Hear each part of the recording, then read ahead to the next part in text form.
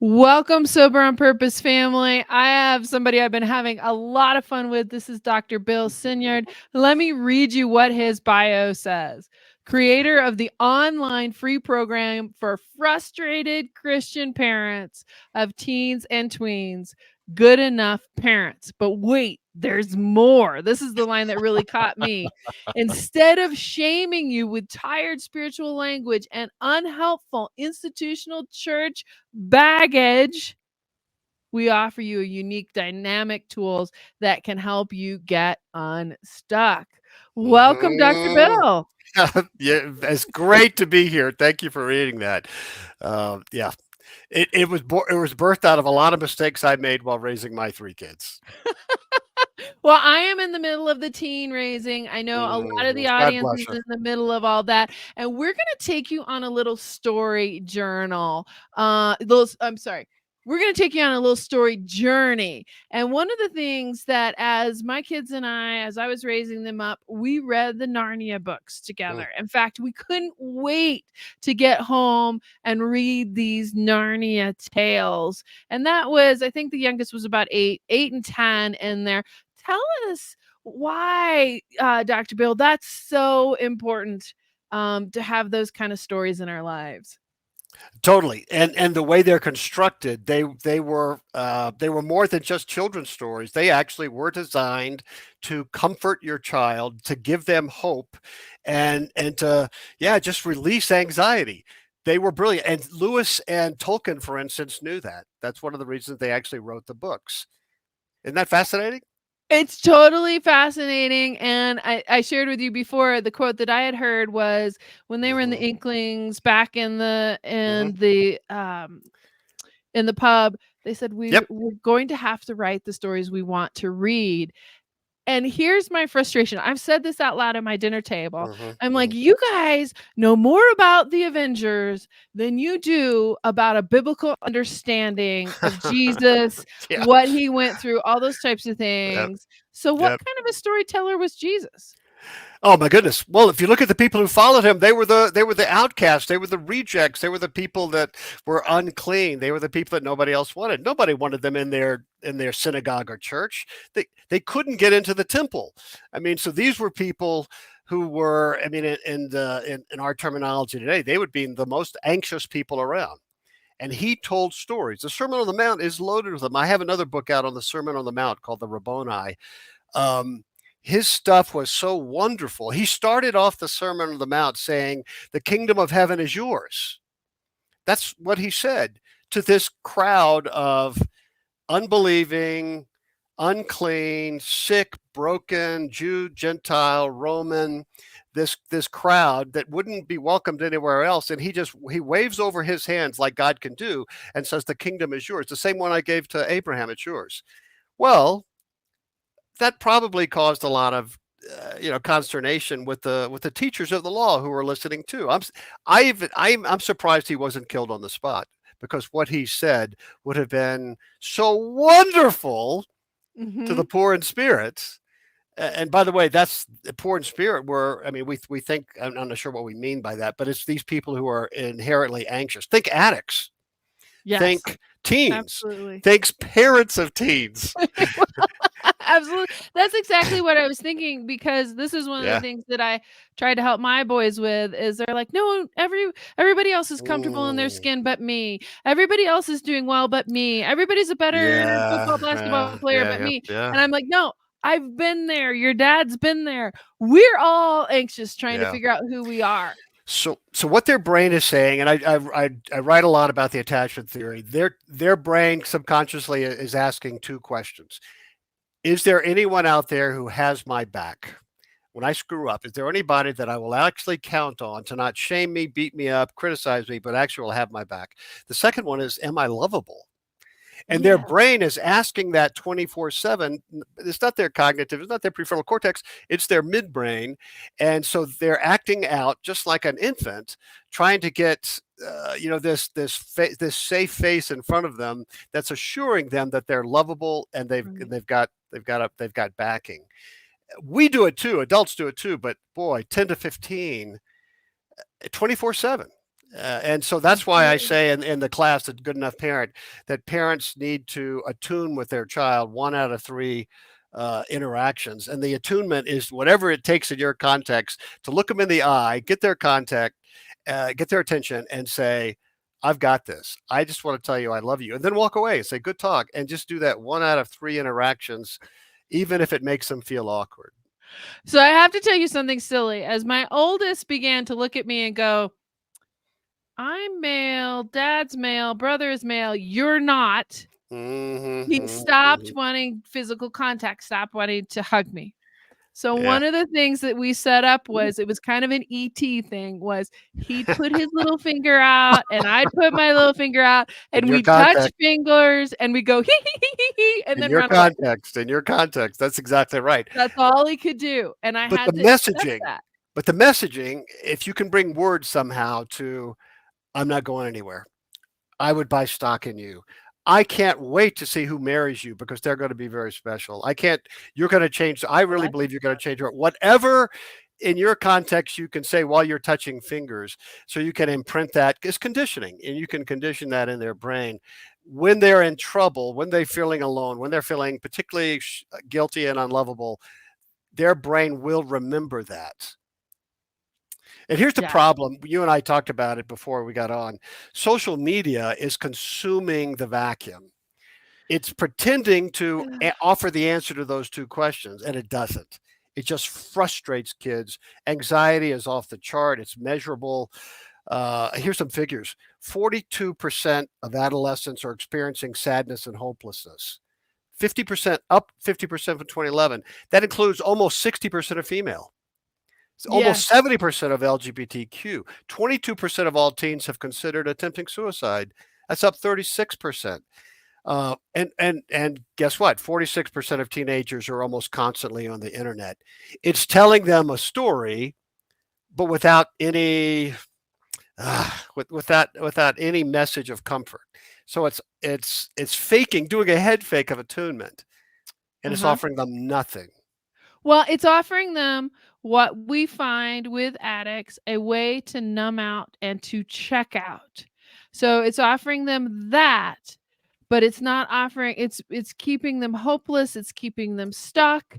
Yeah. And I'm looking at your book right now, The Tale of the Unlikely Prince, Yeah. Yeah. which when I read the boys Narnia, they couldn't wait to get home. They loved the Tolkien series. They wanted to do that. It had that overriding principle Yeah. that we see in biblical texts of Right. God's got this. Yeah, that's right. So and like you're saying, the internet doesn't do that. It's in Well Japan, said. they're already doing some things around the addiction that the internet has become. So how is your Tale of the Unlikely Prince playing into new literature?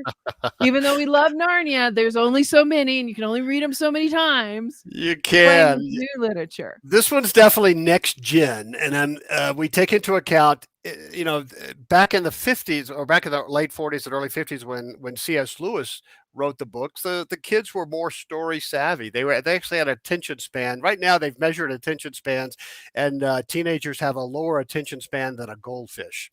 So you have to keep attention, and so you have to keep changing things and toss in some breaks and some curious and funny things and some anachronisms that are great.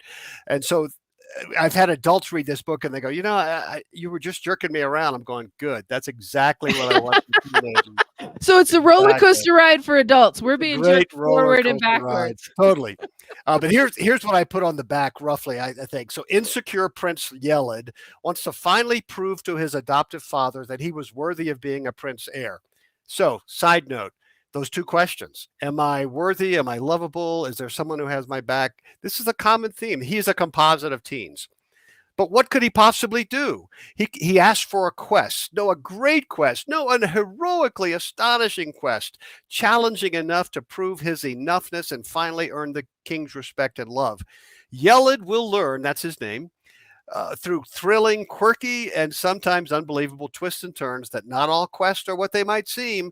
And more importantly, this king is definitely not what he appears. Think of Aslan, right? In the Right. Chronicles of Narnia, he's a character who's always there, and yet mysterious and troubling and stuff. So let me talk about the two elements of Lewis and Tolkien that they basically believe make a good fairy tale, a good story, a good tale, and they weren't neuroscientists, but they got it right. The first thing is this overarching super protagonist, this ideal heroic protagonist who is good, he's powerful, or she selfless. And for instance, in Aslan's case, he's willing to die for the sake of the well being of the other characters. Mhm, Even and mhm. so when you have that in the book, the child, a 10 to 15-year-old, is reading the book, they feel comfortable, even if you have nasty creatures and epic battles and evil Or antagonists and witches and orcs. Yeah. yes, They're sitting there going, yeah, this is scary, but it's okay because there's Gandalf the White, there's right. Dumbledore in Harry Potter, there's right, and so that's the first thing. And this is what Lewis said.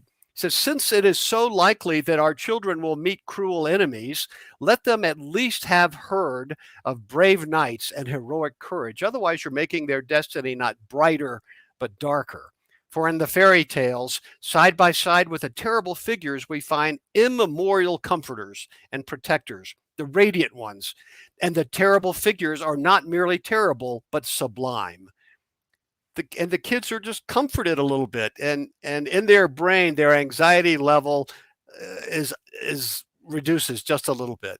So if we can get these stories into their hands, our kids will be more chill. The other thing is consolation, and we're familiar with this. This is the stuff that happens in the book. Everything's looking bad. The narrative flow is it looks like everybody's going to die and evil's going to win, and then all of a sudden there's a eucatastrophe. Tolkien calls it, where all of a sudden evil loses and the good wins, and there's justice, and the protagonists are restored. The prince kisses the princess, and they live happily ever after in the kingdom. That's how it used to be. And Lewis Yes. said, let there be wicked kings, beheadings, battles and dungeons, giants and dragons, and let the villains be soundly killed at the end of the book. Absolutely. Well, even in the Star Wars series, you have that too. You Yeah. have the same thing Yep. happening. And what we see happening Yeah. is when the child doesn't think it's overcomable, or when the Right. parent Right. who is trying to Right. mend the family where there's an addicted spouse or something like that Right. just gives up, So there's that's what anxiety the within the child family, sees. right? There's tension in the Yeah. family, right? Yeah, Yeah. and so think of an infant. When an infant is feeling that, well, however they feel it, they don't have the words to say it, but they have to self-soothe. They suck their thumb, they sway back and forth, they cry out. Sure. Our teens I mean, every teen has a soothing thing. They may be, it may be video games, it may be it may be isolating. I need to be alone. It may Right. be going out to play with their kids. They don't want to be in the family. They want to be with whatever it takes for them to self-soothe. So I'm suggesting one of the things we can do to push back on social media, which increases fantasy, is to give them good books. And like you and I but talked about in the beginning, let's start telling the Bible better. Yes, so It's that they still too don't know the straightforward. Avengers better than the stories Right. in the Bible, because That's the right. stories, think about Gideon. The story of Gideon is it's Right. fantastical, Yeah. it has Right. a lot of adventure to it, Yeah. it has doubt, it has Yeah. you have to overcome with courage, all Right. those types of things, and Esther. also Esther, I'm doing a Bible Ruth. study on Esther right There now, we are. There we or go. Jacob, the Yep. trickster. He Sure. wasn't always the greatest guy either, and you wouldn't That's want right. David at your dinner table. He was not as So smooth as people think. So on this line, I haven't told you this, but I actually have a book on women in the Old Testament whose stories are not told very well, Yes. and Yes, yeah. it's just coming out too. Dance Daughters of the Most High. I'm also yeah. These are women who have been overlooked and underappreciated, largely because I mean, let's face it. the early male interpreters were a bit misogynistic. Okay, they were very misogynistic. So a lot of women's tales in the Old and New Testament have been overlooked, and their stories are great. So I take a Yes. chapter to retell the stories of some of the great women of faith. It's fantastic, and it'll be a trilogy as well. There's plenty of them. It's we just Awesome. we're just telling stories better. So Absolutely. Well, tell us how now, yeah. Gabor Mate has attached a lot of addiction to attachment theory. Mhm. So, talk us through how you're using the good enough parent with that attachment. We started to talk about it in the beginning. Um, Yeah. Tell us some techniques that parents can use with their teens that are not gonna get that are not they'll Yeah. probably still get an eye roll, but they might get connection Oh my later on. goodness. Yeah. So, foundation. One of the things we learned with addiction, teens as well as adults, is you can't just take away things. You actually have to add things. You have to displace addiction. You have to replace the dopamine hits with something, right? Mhm, And one of the most powerful dopamine hits is actually community and touch mhm. and connection, intimate connection. And so for parents of teens, one of the things we call it, I call it the shoulder move, and you basically put your hand on your child's shoulder and you tap at the speed of a heartbeat basically. And there's something that happens neurologically that it actually opens up the brain to this relationship a little bit. They're teens after all. Mhm. And you look them in the eye and you randomly say random spots during the day and week, son, daughter, I just want to tell you, you didn't do anything wrong. That's not why I'm talking to you. I just want to tell you, I just can't believe that the man or woman you're becoming, I would buy stock in you. I can't imagine the woman or man who would marry you. They're going to be so special, and I think you're going to change the world. I just want to say that. Good talk, and walk off, and do that as often as you can during the week. I would suggest 1 out of 3 interactions. You and I talked about it. Start at 1 out of 100, but the work up. Right, right. So that they don't just totally freak out, Yeah, right? Because when you change something, they'll freak that's out. how They're much they teens, need security, is because when and you that's what change it does. something, they notice. Yeah, They and really it's do. shame free. You're not accusing them. You're not bringing up stuff. You're basically it'll go into their amygdala in their brain, and when they screw up, when somebody removes them from social media, whatever it might be, they're going to feel shame, and their brain will go, well, when your mom did that, that felt pretty good. Remember that. And they will tend to remember that, and their anxiety level, their shame level will naturally drop a little bit. And It's neuroscience.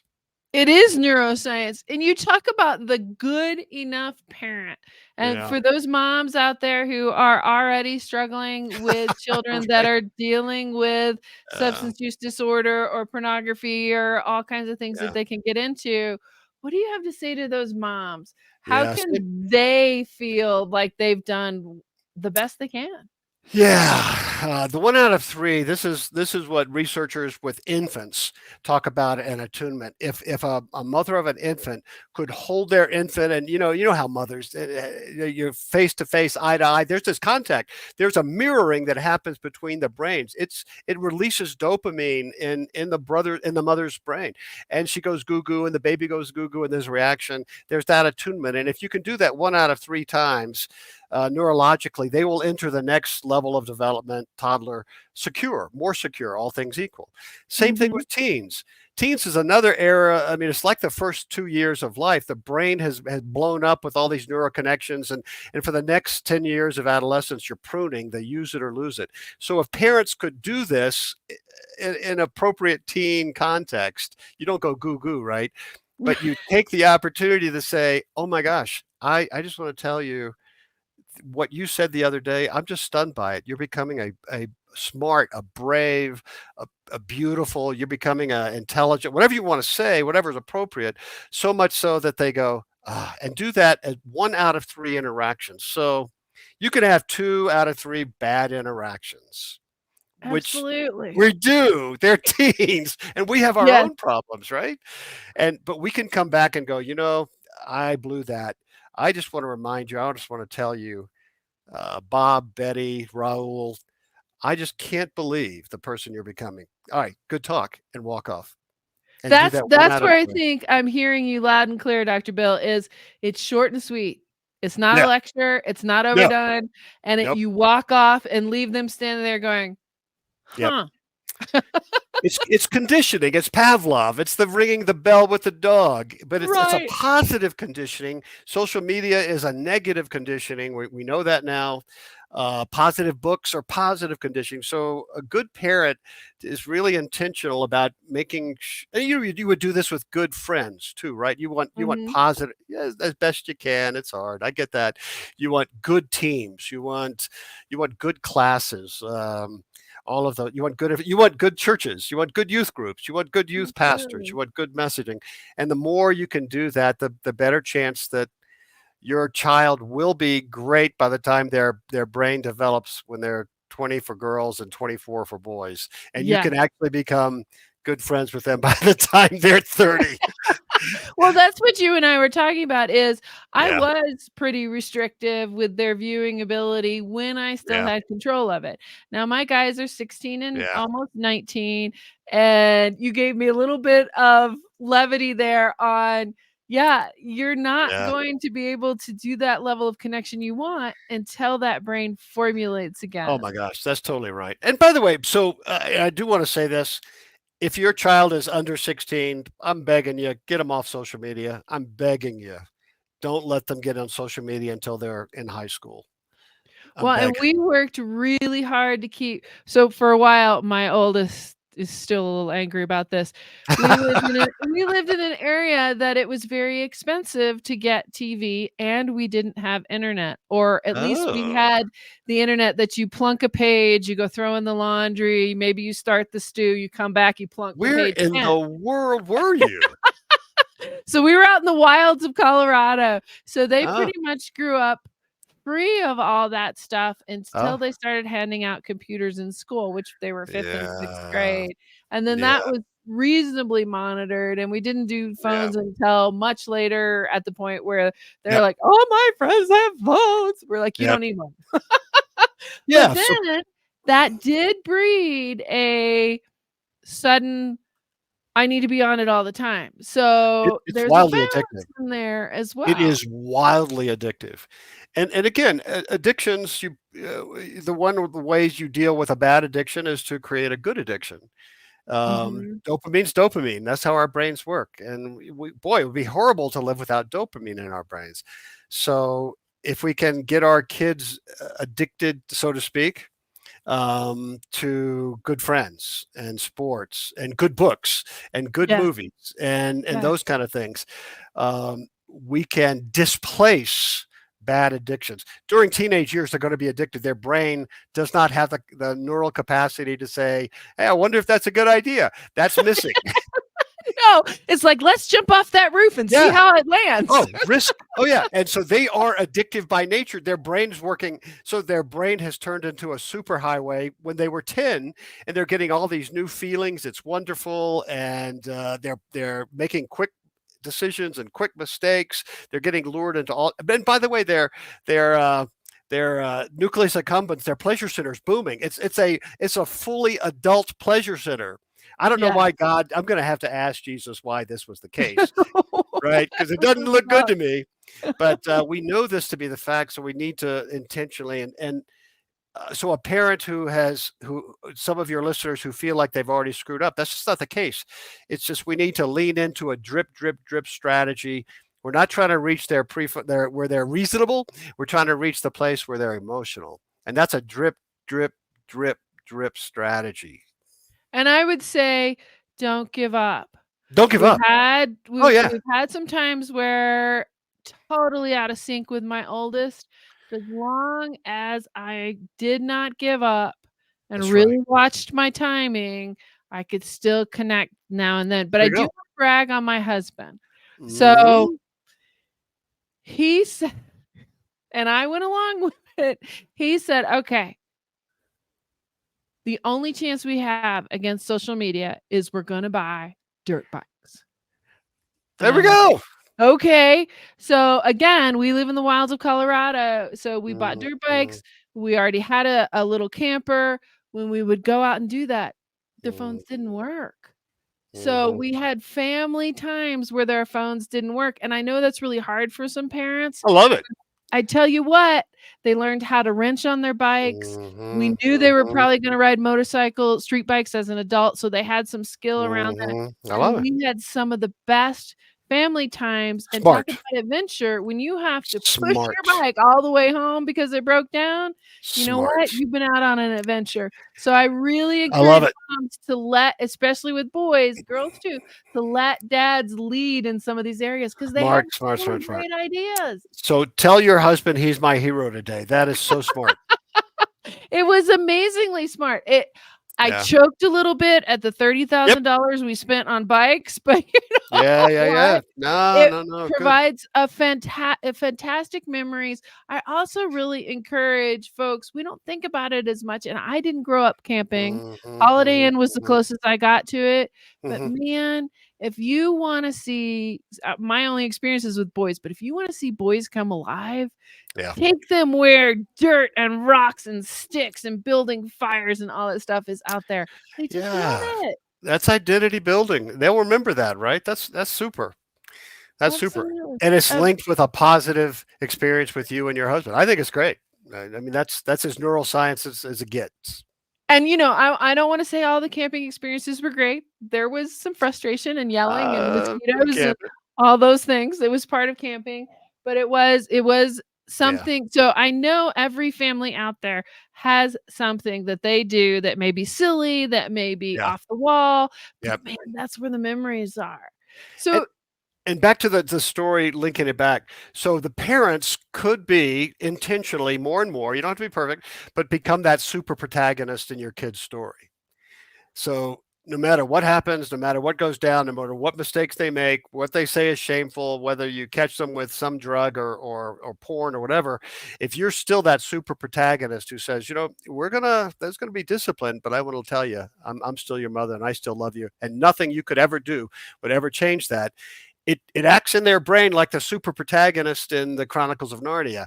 It eases the conflict, the level of conflict, the triggering, the dysregulation. It just eases it a little bit. You become a more chill family than you were. yes. And can't you see Mary, Jesus's mom? She knew. And she's at Cana and she says, See, "Okay, I need you to deal with this wine over here." Tanya, And he you says, need to write "Woman, it's these not my books. time." You need to write these books. I see it. I see you wanna. I do. I really like the character or the Yeah, person of Mary who says, "Jesus, I need you to take care of this." it's She knew. remarkable. Can you imagine raising the son of God? Can No, you imagine what that no, would be like, no, no. and Oh, how terrified you would be that you're gonna screw this up? oh, you are. You're raising God. Yeah. Oh my gosh. Yeah, she was special. That's right. And Joseph Absolutely. too. Love to hear more. I can't wait to talk to Joseph. That's a story that hadn't can't be told, right? Because Right, he right. We don't disappeared. know what happened Yeah. there. We don't Yeah. know. So, even Mary and Joseph screw up when they show up at the temple and they're like, "Where were you? Why would you be disobedient? What are Right. you doing? Blah blah blah." He's like, Right. "You should know where I That's am." right. That's Can right. you imagine how cowed they were at that point? No, no, no, yeah, or the criticism they got, for having this precocious kid. Yeah, Absolutely. yeah. Absolutely. Because there were some other things that went on. Jesus just wasn't out there doing everything that all the other kids did. I think he did great in school. Yeah, if you went to Uh, yeshiva, that was yeah, easy for him. If he yeah. wrote the book, he can recite it. Yeah, see, Tell we us we we gotta tell more stories. Tanya, we That's got right. this. Tell us more about the Gospel app. I was piddling around with that today. Yeah, What's Gospel App that is set the up for? website. It's the name of my ministry. I was a pastor, lead pastor for 30 years. Now, I don't have to go to any meetings if I don't want to. I just don't have to. And so my passion has always been to proclaim God's love for the unlovable, the unloved, and the unlovely. That's the nature of the gospel, and that describes all of us on any given day if we were just a little bit honest. If we could start telling and proclaiming that message of God's love for the unlovable, the unloved, and the unlovely, like Jesus and the chosen, he's the people that are attracted to him are these people who are unlovable, unloved, and unlovely. That's our teenagers. That's us on any Mm, given day. And the love of mhm. God is unique in that it actually loves the unlovable. from a theological standpoint, God loves sinners because Mhm. that's all there are. And I just wonder if we proclaim that, if we told that more in my case on the gospel-app.com, we have books, we have discipleship material, we have videos, we've got blogs, we've got books like The Tale of the Unlikely Prince, we've got two online resources one for parenting, one for forgiving. My doctoral thesis was on how biblically to forgive. I think we've totally screwed that up. And we've had Right. over 1,500 Christians go beat up Christians, some with unforgivable stuff, have gone through the forgiving path and have found real relief because we're doing Great. it biblically. So it's not the typical stuff that's out there that just doesn't work. It's more biblical stuff. So we're try to get the good news of God's love for the unlovable out to people who need it, and that's me. Absolutely. And it's often what parents think about their teenager, but at the same time, Right. we also think about it we're Yes. like, wow, you Yeah. know the statement, wow, we would have never talked to our parents like this. But I'm Right. sure we talked to our parents in a way that they went, wow, I would have never Uh, talked to my parents. nicely put, Tanya. It Yep. is that generational piece, but one of the things I wanna bring out is this Good Enough Parents is Yeah. an online set of classes, tips, videos, those types of things that's Yep. 100% free. It is. So, 15 almost tips. all of us feel not good enough, and I Mhm. can see how this really dovetails into your biblical forgiveness Yeah. principles, and then there's some marriage stuff on there. Dr. Yeah. Bill, you're covering, like, everything, but what gets me is that you're using it in Yeah. that everyday vernacular. Good. This isn't shaming, it isn't No. guilt-ridden, it isn't you shoulds, because God's more Right. about, "Here, let me give you this abundance," Right. and somehow we've Yeah. twisted into Yeah. beating ourselves up, which we've gotten it wrong, I'm afraid. Yeah, yep. The marriage conference. This is crazy, and people get a little quirky when they come because I take it from the Song of Songs in the Bible, Mhm. and there'll be a book coming out on the Song of Songs as well. But one of the things I basically I better not go into it because it's too crazy. But Well, leave but it kind of as a secret, yeah. we'll come back to it. We'll Yeah, come back it's to it. not your typical marriage teaching. Well, and It's for that's people what we need. who don't like their spouses. Love love it, because that's where we get started with It this is. addiction area is Yep. when you marry somebody who has an addiction or develop an addiction, Mm, you are yes. needing something, right? And Interesting. you're not as well as you think you are because you're pairing up over Oh. here. So when Ah, this is where marriages fall down, is when this person gets sober, begins to get right, begins to get well, you're like, where's my job? If it's interesting. fight, flight, freeze, or fix, and you can no Yeah. longer be the fixer, who Oh, are you? the fixer Right? complex. Interesting. And so you've seen Yeah. that, yeah? I see that all the time of, okay, Mhm. I've lost my job. Now who am I in this relationship? This is what I said I Mm. wanted, but now Mhm. I don't know who I am anymore. So you've got this growth person who has been the one that the world has revolved around because that's what Interesting. happens with Yeah, addiction. yeah, yeah, And now yeah. this person who has had control of everything suddenly goes, Mhm. "What do you mean you wanna know where the finances are? What do you mean you wanna discipline the Mhm, kids? What do you mean mhm, you wanna make choices about where mhm. we go over Christmas and Thanksgiving? You haven't Yeah, been in your right mind to do that." And they're like, fabulous. "Mm, So it's 2 addicts. It's always 2 addicts then. it's co." How about Co co? It's co in co-addicts. there. I mean, Okay, because think interesting. about the person who we've been That makes a talking lot of about sense. in a group that I've been coaching. Think about the insecure person versus the secure Mhm. person. Mhm. The secure person would not put up with the addiction behavior. They would be Yeah, out of there. Boom. So interesting. there's insecurities over here too. Mhm, mhm, And as much as we think mhm, the co thinks that, hey, we're doing everything right, you know what we're mhm. doing? We're playing God. We're playing God. Yeah, we used to call it a savior complex, right? That's, Absolutely, right, yeah, absolutely. And there yeah. is only one. And it There's gets only one. awful exhausting. That's why I see Yep. women when the exhaustion has set in, You know, when they're like, "I you can't should talk carry to it." pastor conferences because that's where that is rampant. Oh, I bet. I bet. So I love that you have it's really a family-oriented site. You've got Yeah. all kinds of material on here. It's called the Gospel app, right? I've Yeah, got that the on. website is gospel-app.com. Awesome. And Yep. he's got very up-to-date things in there. This is not your parents' app. Not your parents' website. So tell us where else we can find you on YouTube. And I believe you have a podcast of your own, yes? Yep. Gospel Rant is my podcast. I'm going through the book of Hebrews now. In the summer, we're going to be talking about the top 10 prayers in the Old Testament, which is going to be a lot of fun. Fantastic. And sometimes I have guests, not as many as you do. It's a lot of work to have guests.